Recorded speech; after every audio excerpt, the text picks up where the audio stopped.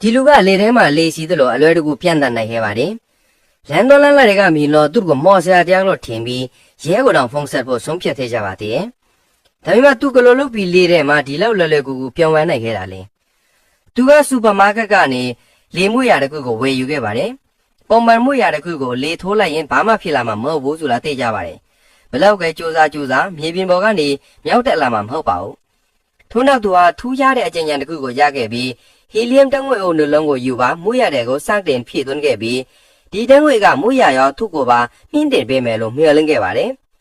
ဘူပေါင်းတစ်ခုကိုဟီလီယမ်အလုံးလောက်ဖြည့်လိုက်ရင်လေထဲမှာပြန်ဝဲနေမှာဖြစ်ပြီးပုံမှန်လေကအဲ့ဒီလိုပြန်တက်ဖို့မဖြစ်နိုင်ပါဘူး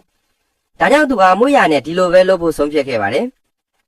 ပထမတော့ဘာမှမဖြစ်ခဲ့ပေမဲ့တစ်ချိန်မှာတော့မွေရဟာမြေပြင်ပေါ်ကနေမြောက်တက်သွားတာကြောင့်မွေရပေါ်တက်လိုက်ပြီးလေထဲမှာပုံမှန်လေတစ်စင်းစီးနေသလိုမျိုးပြန်ဝဲနေခဲ့ပါတယ်မိတ်ဆွေတို့ကတော့ဒီထွေးမှုကိုဘယ်လိုမြင်လဲ